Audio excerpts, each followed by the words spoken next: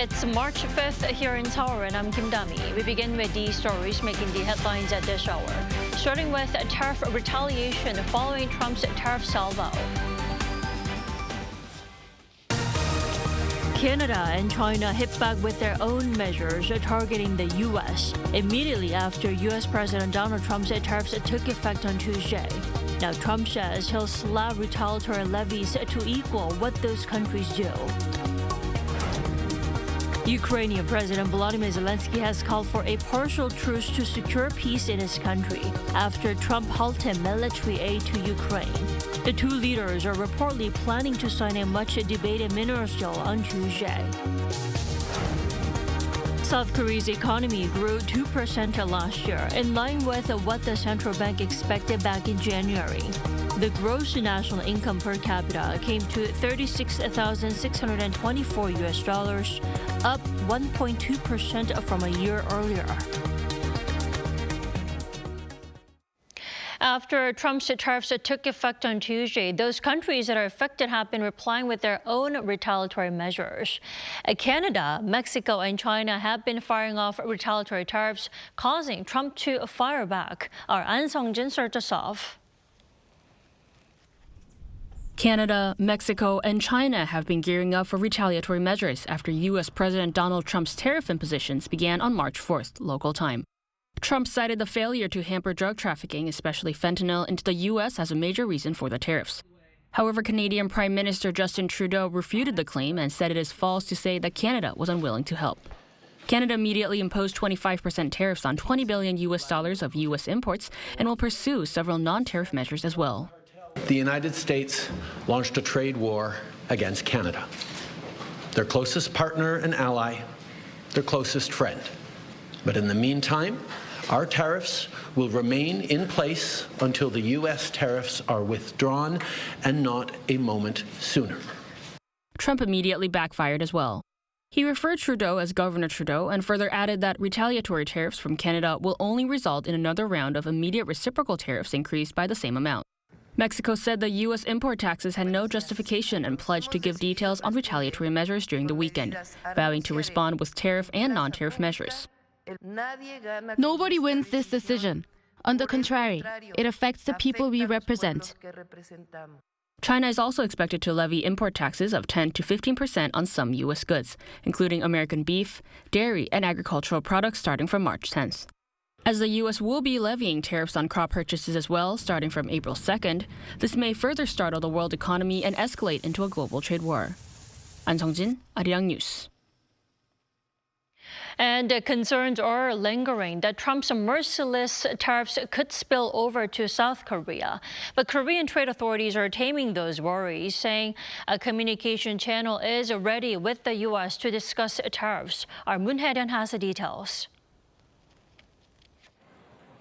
South Korea's Trade Minister An Duk-gun says his recent visit to the United States has established a key communication channel with the Trump administration to discuss tariffs and industrial cooperation, including shipbuilding and energy. Speaking at a press briefing on Tuesday, An described this as a major achievement, allowing negotiations to take place in a way that best serves South Korea's interests. He likened the tariff talks to a marathon, warning that new tariffs on industries such as semiconductors, biomanufacturing, and automobiles could emerge at any time. During his visit, An met with senior U.S. officials, including Commerce Secretary Howard Lutnick and White House Energy Advisor Doug Burgum. He confirmed that 4 working-level dialogue groups have been established on shipbuilding, energy, Alaska gas development, and non-tariff barriers, alongside separate channels with the U.S. Commerce Department, the U.S. Trade Representative, and the National Energy Council. With the U.S. set to expand tariffs on steel and aluminium starting next week and poised to introduce more, and stressed that securing a fair competitive environment is crucial, saying South Korean firms will be able to adapt if they are not placed at a disadvantage compared to other countries. He also emphasized the need for consistent policy, highlighting the strong industrial ties between the two countries, and stated that Seoul is urging Washington to uphold commitments made to Korean companies under the previous administration, such as the Inflation Reduction Act. On shipbuilding, An said Washington views South Korea as a key partner in strengthening U.S. naval capabilities, with Commerce Secretary Lutnick expressing appreciation for Seoul's willingness to cooperate. An further revealed that he had explored opportunities for South Korean participation in Alaska's gas development project, which has become a priority under President Trump's push for increased domestic oil and gas production. 문혜련, Arirang News. Ukrainian President Volodymyr Zelenskyy is trying to sort things out after his clash with Trump last week, now vowing to make things right after Trump announced pulling off all military aid for Ukraine. Lee Seung-ja has more. In a video address on Tuesday, Ukrainian President Volodymyr Zelenskyy expressed regret over his recent clash with U.S. President Donald Trump at the White House. We seek constructive cooperation and true partnership. What happened at the White House, instead of our planned negotiations, is regrettable. But we must find the strength to move forward, respect one another, as we have always respected America, Europe, and all our partners, and work together to bring peace closer. The Ukrainian leader said that maintaining a normal partnership relationship with the U.S. is crucial to ending the war, adding that no one wants an endless war. He also vowed to make things right, saying that Ukraine was ready to come to the negotiating table as soon as possible. Zelenskyy also took to X on Tuesday, saying that he and his team are ready to work under Trump's strong leadership for lasting peace. The remarks from Zelenskyy come after President Trump ordered all military aid to Ukraine to be cut off following the White House meeting. The decision was warmly welcomed by the Kremlin, who said that the U.S. suspending military aid to Ukraine would be the best contribution to peace. According to Russian media reports on Tuesday, Kremlin spokesperson Dmitry Peskov said it's clear that the U.S. has been the main supplier of the Ukraine war, welcoming the decision to cut aid to Ukraine. He said while the details of the suspension need to be confirmed, it will allow Ukraine to enter into a peace process. Peskov also voiced optimism that Kyiv will lean towards resolving this situation through peaceful means. Lee Seung-ja, Arirang News. European Commission President Ursula von der Leyen announced on Tuesday that the EU bloc will boost collective defense by significantly boosting military spending. The European Commission President introduced the ReArm Europe plan, which would allow all European countries to access a fund worth $840 billion for defense in the coming years. Calling it an era of a rearmament, she says, the plan will allow EU member states to pool demand and to buy together while increasing interoperability and strengthening its defense. The announcement comes as EU leaders are set to meet in Brussels on Thursday, where they'll discuss a defense package for Europe and Ukraine. After a dramatic spat with his Ukrainian counterpart, U.S. President Donald Trump is now apparently hoping to announce the minerals deal with Ukraine in his first address to Congress since returning to power. For more, we connect with Voice of America correspondent Jessica Stone. Hello there, Jessica. Good to be with you. Jessica, he should be delivering his speech in the coming hour. Now, how important is this congressional speech? Well, this goes back to the times of Thomas Jefferson, one of the founding fathers of the United States. In 1801, he began doing this written update to Congress. Then in 1913, Woodrow Wilson made it a spoken address to Congress. And by the 1950s, we saw that it actually became a regular annual event. Of course, the first year that a president is in office, it's called a joint session address. Following that, it's the State of the Union address. And in terms of tonight, we know that President Trump, according to the American Presidency Project, averages length about an hour and 20 minutes in terms of these speeches that he gave during his first term. Now we know that the White House has penned in 2 hours for the president to be on Capitol Hill. And I'm just hearing the sirens go to pick him up at the White House now. He's slated to come in the next half an hour or so back up to Capitol Hill and prepare for those remarks at 9 p.m. Eastern. Well, Jessica, I hear some Democrats are not showing up for this speech. Is there a boycott? There's not an official boycott from Democratic leadership, but there are a number of senators and members of Congress who are deciding not to come, particularly those who represent large constituencies of federal workers who are really being impacted by the DOGE cuts and by the different kinds of policies that are happening in terms of trimming federal spending. Having said that, we also know that a number of them are going to be bringing props, the blue and yellow ties, for example, to support Ukraine, or the people in the box that are federal workers, laid off federal workers, or people being adversely affected by healthcare cuts, cancer research, and the like. This is something that is not new to this year, though. It's also something that Democrats and Republicans do every year. And this year, the White House is also going to be using that same sort of approach with guests in its box to underscore immigration issues, to underscore some of the moves that the Trump administration has already done to free Americans from captivity in other countries, particularly Mark Fogel, who was freed from Russia after years in detention. Also, the family of the Trump assassination victim in Butler, Pennsylvania, the fire chief in that area who was killed and took the bullet that presumably was meant for President Trump during that first assassination attempt. His family will be there, as well as a wife of a fallen NYPD officer, kind of underscoring some of the rhetoric we've heard from the Trump administration regarding violent crime and its prevalence in the United States. Well, Jessica, on top of that, Ukraine crisis will no doubt be on one of the top agendas during the address in the coming hour. Now, what is Trump expected to, say this time? Well, you mentioned earlier that we do think he's going to talk more about this critical minerals deal and lay out a timeline for its signing.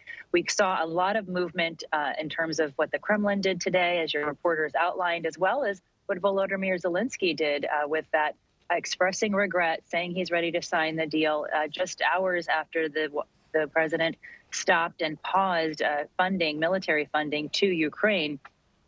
And as well, the U.S. government has paused U.S. cyber operations against Russia. So you sort of have a carrot and a stick approach there. So there are things moving forward with respect to getting them closer to signing a deal. We expect that the president will talk more about that and a longer version and vision of how to reach peace in Ukraine. It's also, of course, an opportunity for him to go right to Congress, to be the first time he's on Capitol Hill since he's been elected, and ask Congress to pass his quote-unquote big, beautiful spending bill, which is his spending plan to advance those Trump tax cuts, extend them that were passed in 2017, to cut federal spending in places like Medicaid, which is a health care program for the poor, and to pay down the debt. So we do expect to hear more from him on those issues as well. And he really does need to appeal specifically to his own party to get that done. Well, I do have to mention the speech also comes a day after he announced tariff plans on Mexico, Canada, and China. What is he expected to say about tariffs now? So that's a sensitive issue, right, for the American public, because the perception is that the prices of goods are going to go up with tariffs. That's often what happens because the companies that make the goods that are tariffed pass it along to the consumer. And of course, we're in a sensitive time economically. Egg prices are up, gas prices in some cases are up. And so people are looking for answers about what their spending and their cost of living is going to be like. So I would fully expect President Trump to talk about justifying the tariffs, to talk about why he's using it as a tool, potentially talking for how long he is. We've already seen some movement on relinquishing or relenting on those tariffs in Mexico and Canada, because Howard Lutnick, the Commerce Secretary, said after the markets closed that there might be a deal that would be announced as early as tomorrow, Wednesday, that would allow some of those tariffs that were implemented today to be rolled back on Canada and Mexico. Another thing, we learned over the weekend that President Trump wants to appoint an affordability czar. That would also be someone who could explain what is going on with prices and policy to the American people. We may hear more about that tonight. The economy, really a key focus for this administration, and it needs to be, because this is a big part of why he won the White House. People in America felt that he was better able to manage the economy than his opponent. Having said that, a CNN poll released today says 82% of Americans say he should prioritize the economy, but only 36% say he actually is. So he needs to address that gap tonight. Definitely. Well, last but not least, what about North Korea and related issues? Will Trump make note of, Korean Peninsula related issues this time? I think it's safe to say he may allude to trying to restart peace talks, but that honestly has not been the focus of many of his administrative moves. We've seen moves, of course, on Ukraine, on the border, on cutting federal spending. And so I would not say that it's highly likely we'll get a lot more on that. Certainly, it's possible that in the context of talking about this alliance we're seeing emerging between Iran, Russia, and China and North Korea, it may get a mention. But I don't think we're going to hear a lot tonight about policy going forward on that, because it hasn't moved much since Trump came in to office just 100 days ago or so. That is true. All right, Jessica, thank you for the coverage tonight. We appreciate it. Always good to be with you. Thanks.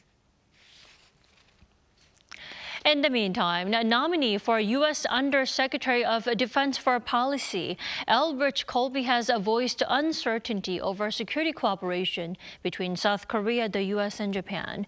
During his Senate confirmation hearing on Tuesday, when asked about an Indo-Pacific version of the NATO, he stated that with the political dynamics of Seoul in the past 6 to 8 months, it is unclear whether cooperation can continue.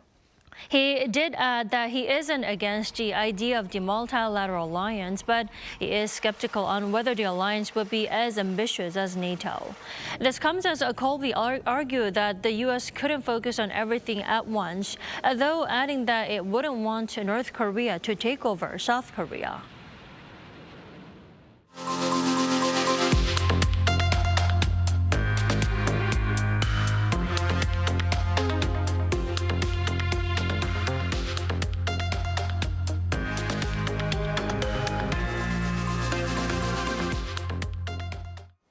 South Korea's gross national income per capita edged up by just over 1% last year due to the Korean won's depreciation against the U.S. dollar. Preliminary data from the Bank of Korea on Wednesday showed that in the local currency, GNI grew by 5.7%, but when converted into U.S. dollars, the rate was lower at 1.2%, amounting to $36,624. The country's GDP growth rate for 2024 was confirmed at 2%, unchanged from preliminary data released last year. South Korea's GNI per capita first surpassed the $30,000 mark back in 2014 and continued a steady growth before dropping in 2022 due to the weakening of the won against the greenback. Now, over in Spain, artificial intelligence is once again taking the spotlight at this year's Mobile World Congress, with global tech firms showing off their own upgraded versions of AI that are practical, handy, and affordable. Our Lee Soo-jin reports from Barcelona.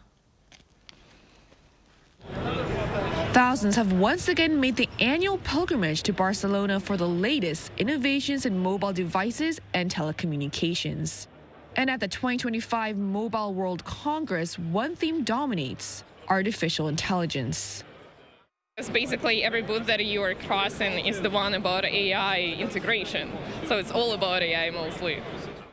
One such booth where AI is taking center stage is South Korean telecom giant LG U+'s first ever solo exhibition at MWC, where visitors are greeted not just by staff, but by the humanoid robot Alice. I'm Alice, a humanoid robot, and I'm here to help you at MWC 2025. What would you like to know or experience? Alice, can I take a photo with you? But it's not just about eye-catching AI technology, as LG U+ is showcasing AI innovations that are secure. As AI develops, so there are more crimes related to AI, such as so the criminals use the AI-generated voices. Basically, there are many generated AI's defects, such as personal information leakages. LG U+'s AI-powered technology, anti-deep voice, is designed to detect voice phishing and fraud by distinguishing between real human voices and deepfake voices. We will send you the final version of the proposal. After my voice was recorded, it was turned into a deepfake to test the technology. This is the investigation team. Your identity is being reviewed for financial fraud. The AI technology successfully detected that my voice was a deepfake. The focus on secure AI is also evident in the mobile industry, particularly in Samsung Electronics' latest mid-range smartphones, unveiled for the first time at this year's convention. That the Galaxy AI is providing you this new way of interacting with the device, also in a secure way. So the user have to be trusted that his information is never going to be compromised. And the more budget-friendly prices are set to make secure and advanced AI-powered features, such as AI-enhanced photography, once limited to high-end models, more accessible. AI-enhanced photography features were also what drew large crowds to Chinese smartphones. Huawei showcased the world's first commercial trifold smartphone, utilizing AI to enhance zoom capabilities for photography, while Xiaomi debuted its 15 Ultra, featuring AI-driven extreme zoom and image clarity enhancements for photos. From AI-driven security solutions to AI-powered smartphones, this year's MWC is making one thing clear. Artificial intelligence is no longer an option but a necessity for mobile and telecom innovation. Lee Soo-jin, Arirang News, Barcelona.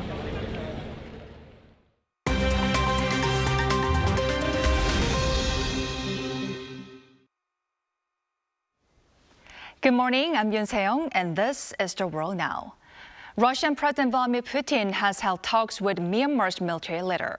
The talks at the Kremlin on Tuesday marked Senior General Min Aung Hlaing's fourth visit to Russia since Myanmar's military seized power in February 2021, ousting the democratically elected government of Aung San Suu Kyi. During the meeting, Putin highlighted the increase in trade with Myanmar's military government and emphasized close cooperation on the international stage. Russia, alongside China, remains a key supporter and arms supplier to Myanmar's military government. Min Aung Hlaing, in return, expressed his open support for Russia's military operations in Ukraine. Meanwhile, according to Russia's TASS news agency, Myanmar officials have been invited to attend Moscow's Victory Day parade on May 9th. The euro rose to its highest level in 2025, fueled by expectations of increased European defense spending. The official currency of 20 European countries rose 0.5% against the US dollar on Tuesday, reaching about $1.05, its strongest level since December 10th of last year. That came after the European Commission announced plans to extend 150 billion euros, or $158 billion in loans to boost defense budgets across the continent. Meanwhile, European stock markets tumbled amid concerns over U.S. President Donald Trump's tariff policies. The Pan-European Stock 600 index fell 2.1%, hitting its lowest level since August 2024. Investors fear that tariffs recently imposed on Canada, Mexico, and China could further weaken global economic growth and might also be extended to Europe. SpaceX's massive Starship rocket was set to launch on Monday local time, but the launch was called off due to technical issues just 40 seconds before liftoff. The rocket was scheduled for a test flight from South Texas, carrying 4 mock satellites. SpaceX said another launch attempt could be made as early as Tuesday if the issue is resolved quickly. In its previous test flight in January, Starship exploded over the Atlantic Ocean. NASA plans to use Starship for future crewed moon landings, while SpaceX CEO Elon Musk says the rocket playing a key role in colonizing Mars. Runners with frying pans filled with pancakes took to the streets of central London to celebrate Shrove Tuesday, also known as Pancake Day. Hundreds of spectators gathered at Guildhall Yard cheering on participants in the annual intra-livery pancake race. This event is one of many held across the UK to mark the day before the start of Lent, the 40-day period of prayer, fasting, and repentance leading up to Easter. In the inter-livery race, teams representing traditional London guilds with nearly 1,000 years of history competed in costumes. The winners received a trophy and a frying pan as their prize.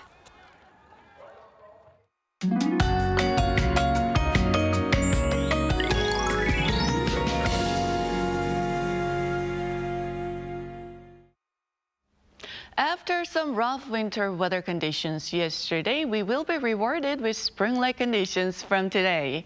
Today is Gyeongchip, the third spring seasonal term, a day of awakening from hibernation. And to meet the term, we are in for a pleasant change. Afternoon temperatures are around normal for the time of year, a big rise from yesterday's chilly weather. However, the east of Gangwon-do is still under a heavy snow advisory with up to 15 centimeters centimeters of snow expected today. Some of the southern provinces will see spotty rainfall, but the rest of the country will be under rather cloudy skies. Afternoon highs will range from 8 to 10 degrees Celsius this afternoon. Air quality will be good nationwide all day today. Looking ahead, this warming trend is set to continue this week under sunnier skies. It will get even warmer next week, but there will be big gaps in readings between lows and highs. Remember to dress in layers to stay comfortable as temperatures fluctuate.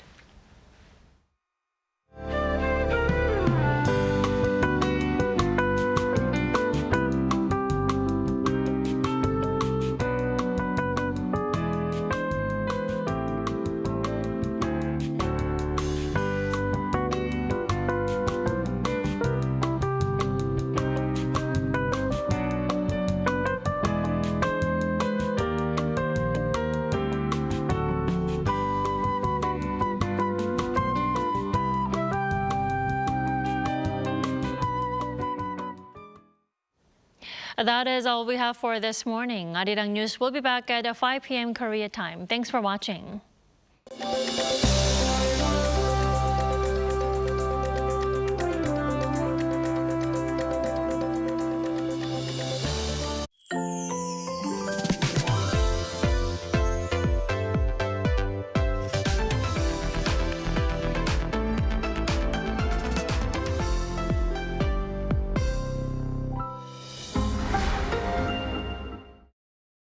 How to survive in Korea.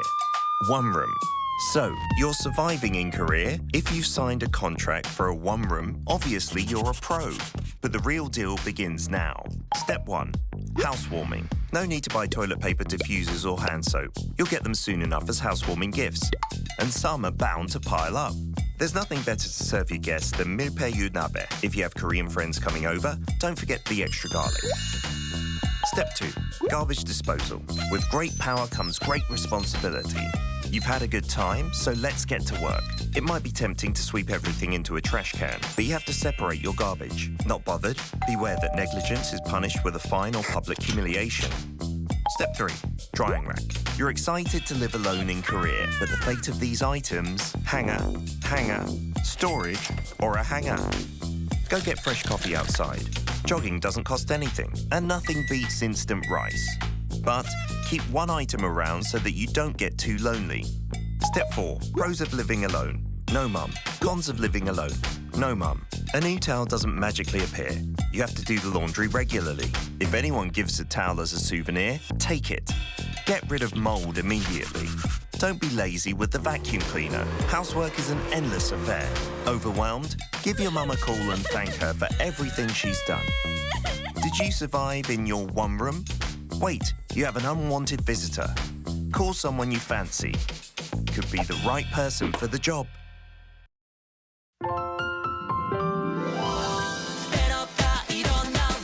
네, 인사드리겠습니다. 휴스턴, 에이던, 안녕하세요, 에이던입니다.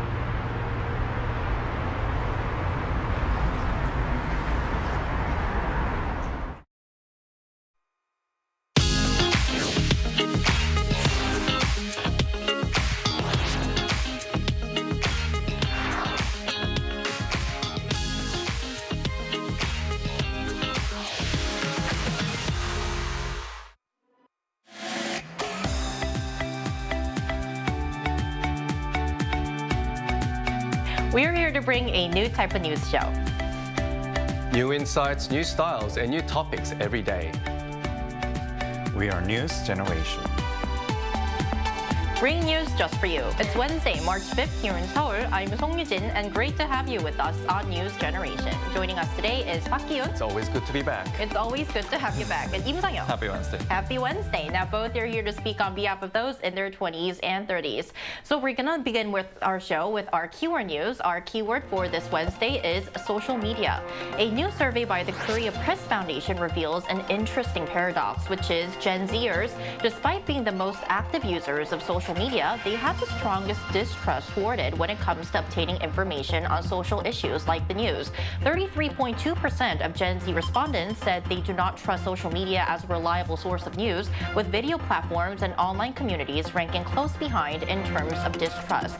And millennials also expressed skepticism towards social media, though at a slightly lower rate of 27%. Meanwhile, Generation X and older respondents pointed to video platforms as the least credible source of information.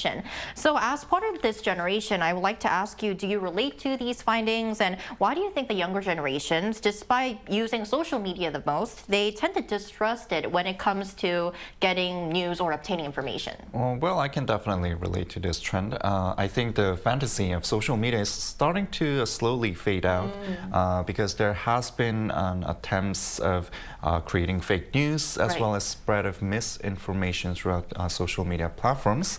And I also try to reduce my screen time on social media these days.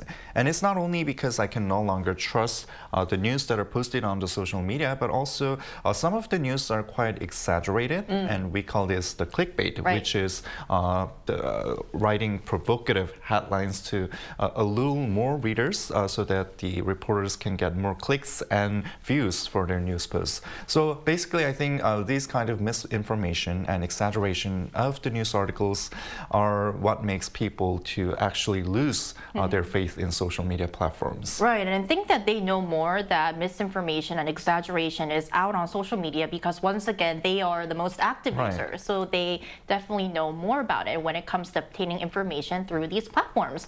What do you think, Yoon?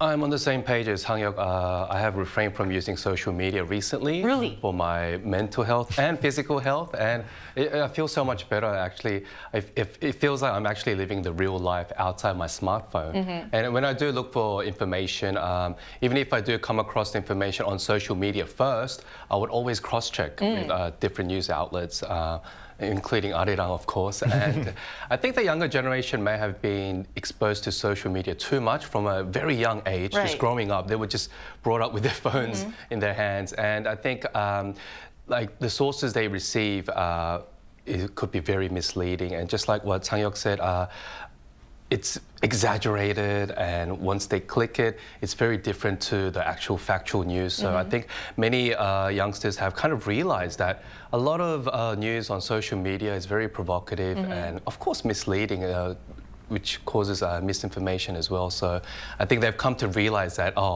maybe it's time to cross-check, fact-check, and not just believe everything that's on social media, because I think social media is mainly focused on entertainment rather than newsworthy things. Right. So in this vast sea of information, it's always important to cross-check and fact-check. And that was our keyword news for this Wednesday. So we're now going to move on to our main discussion of the day. Wednesday means it's time to explore the latest lifestyle trends among young people. Take a look at the screen to find out more.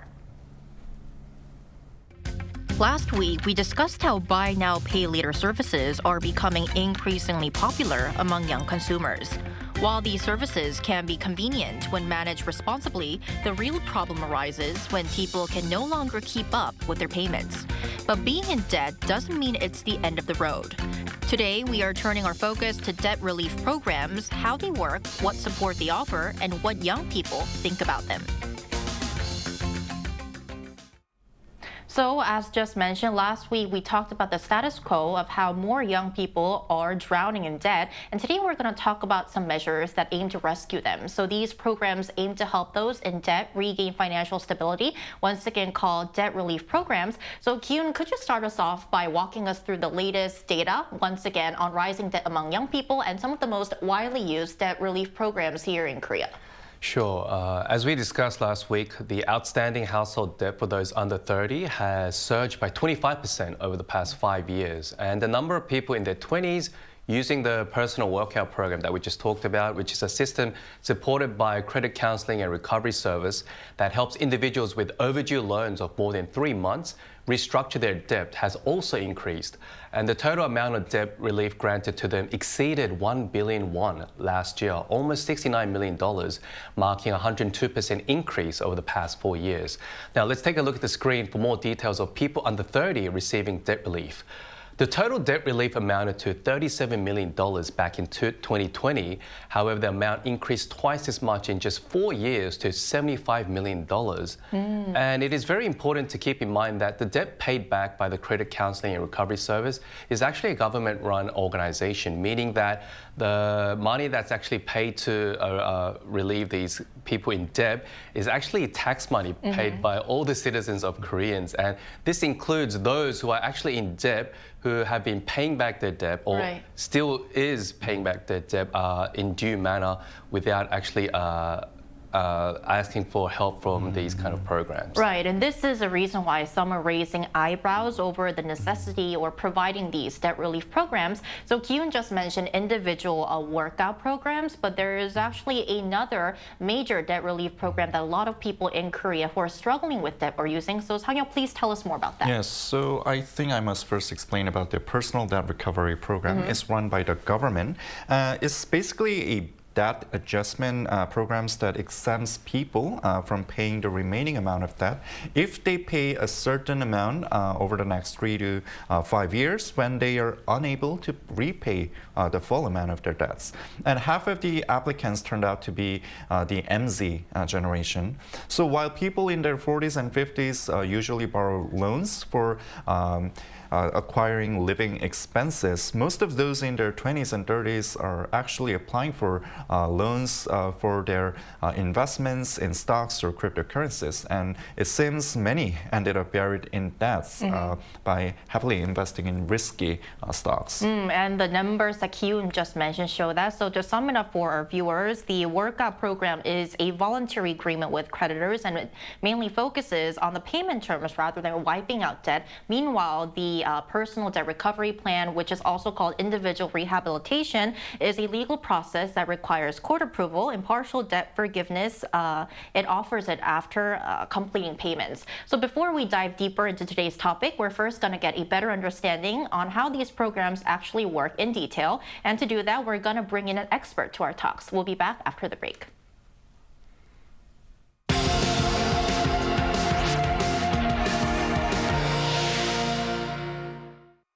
NewsGen wants to hear from you.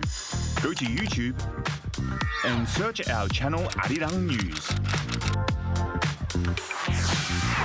Click Community and leave a comment down below. Make a new type of news with us. So we're now going to bring in Kim Ji-soo, who is an attorney in Korea. Welcome back to the show, Ji-soo. Good to have you again.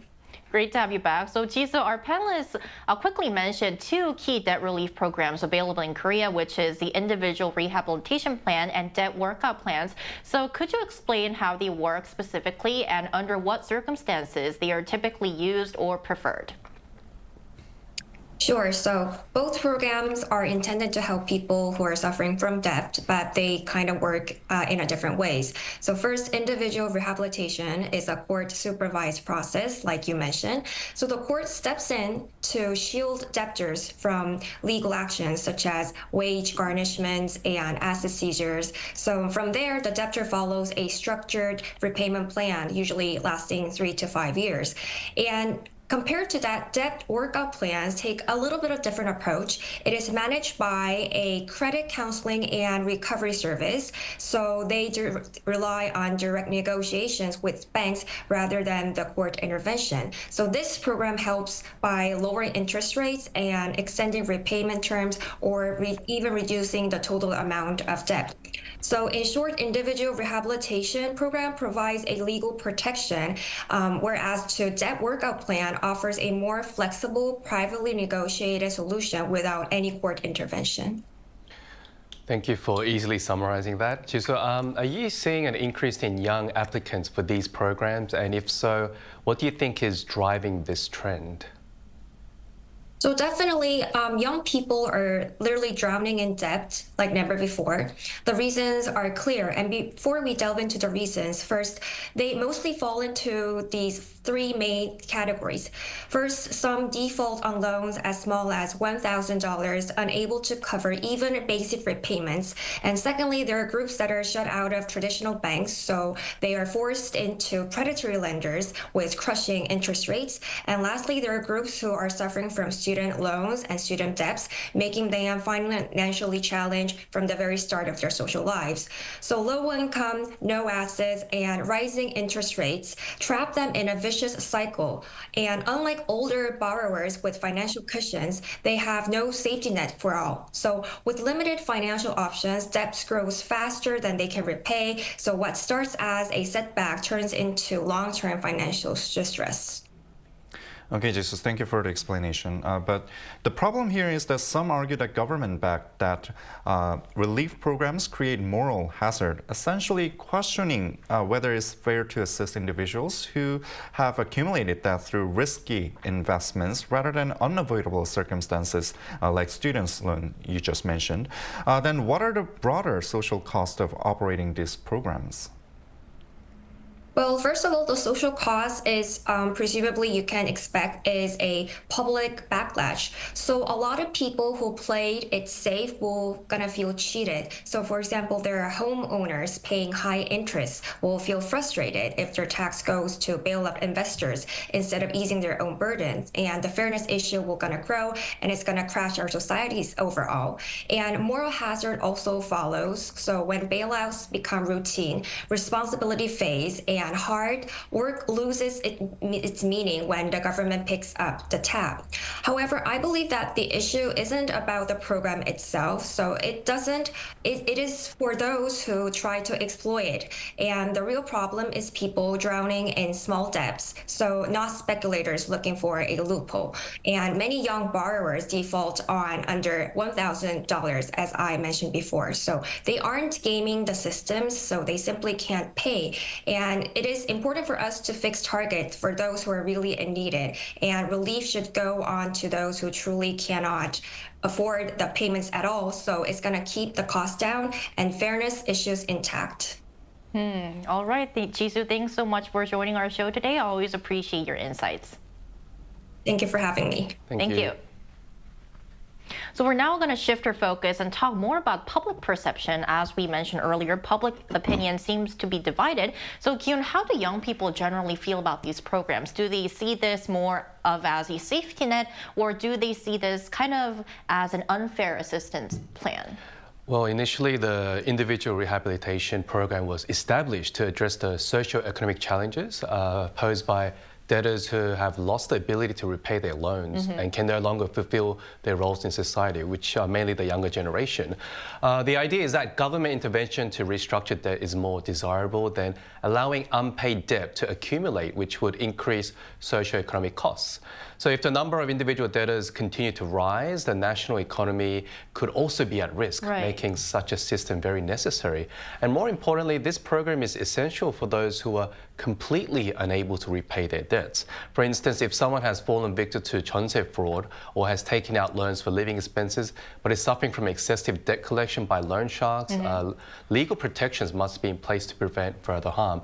And for your information, 전세 is a unique rental system here in Korea, where tenants pay a large lump sum deposit, often 60 to 80% of the property's market value, to the landlord instead of paying monthly rent. And the landlord actually repays the 전세 after 2-year contract ends. Right. So the argument here is that people believe that the cost that comes from snowballing debt is larger than the government stepping in to help people pay off the debt. You're right. But on the other hand, there are other opinions too, right, Sang-yeong? Yeah, so some people question the fairness of this program in the first place because many of these borrowers aren't necessarily vulnerable groups who genuinely need social support, but rather people with poor spending habits or those who took on excessive debt for risky investments.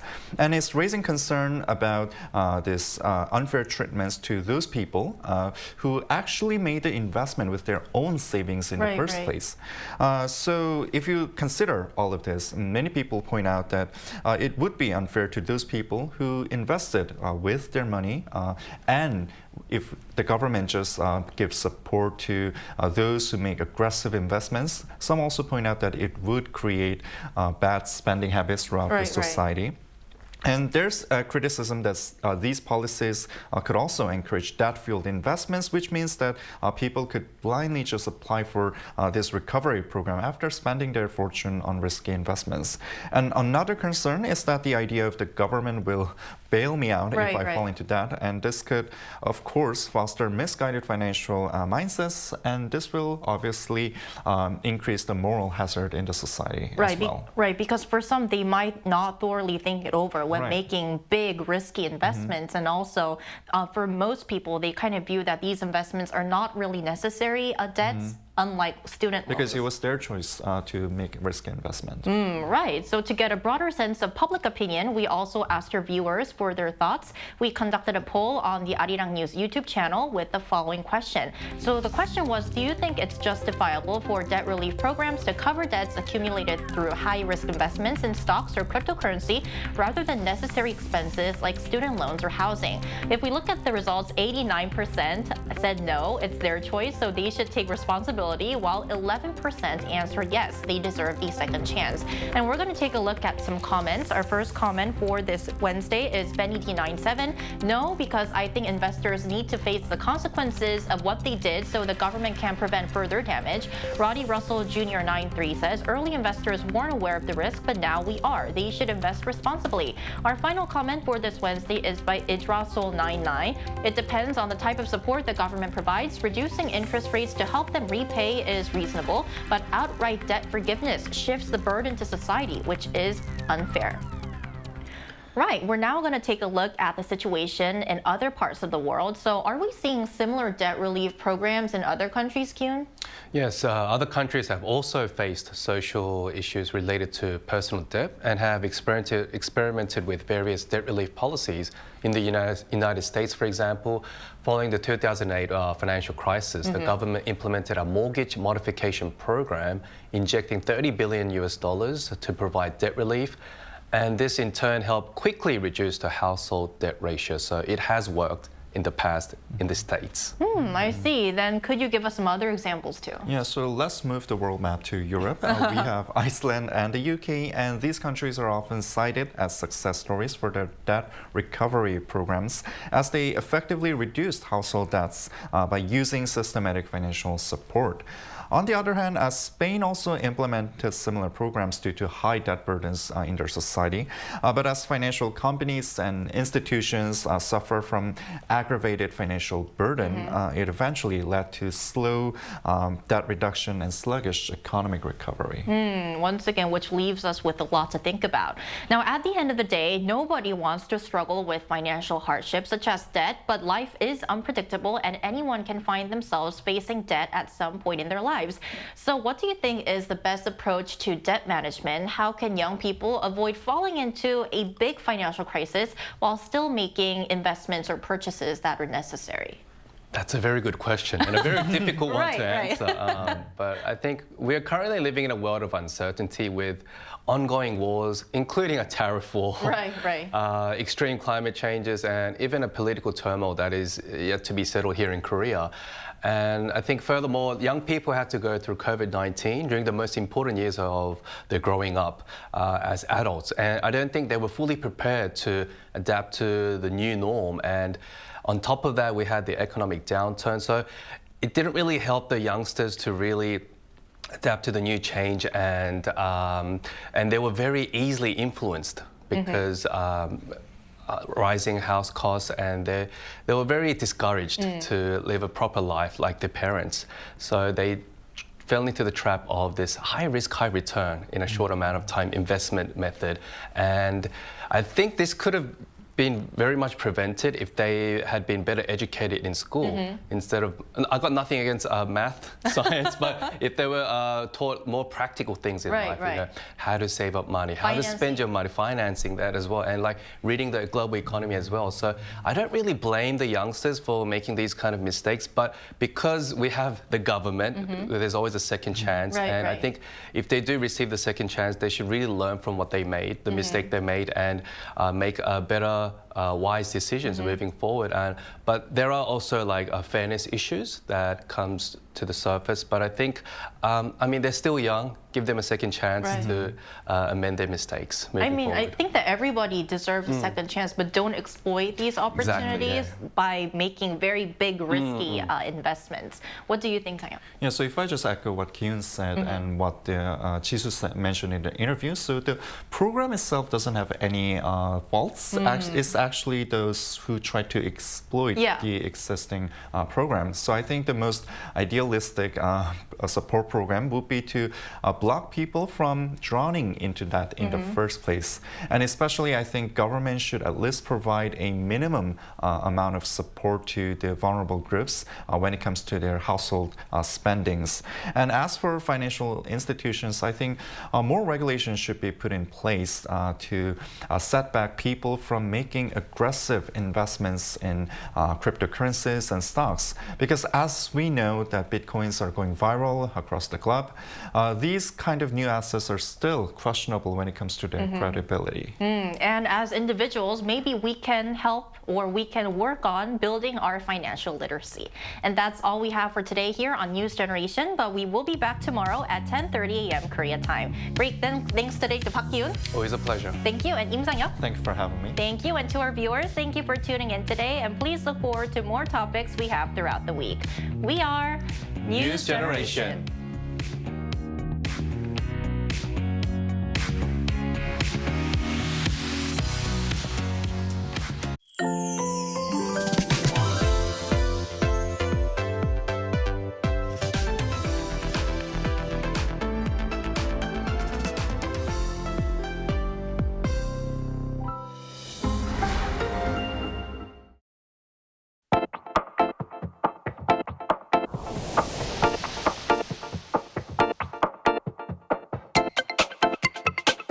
플라스틱 사실 편리하잖아요. 저조차도 활동을 하고 있지만 플라스틱을 사용할 정도로 생활에 많이 있다고 생각을 하는데요. 플라스틱을 대체할 수 있는 걸 계속해서 찾고 플라스틱이 아닌 다른 것을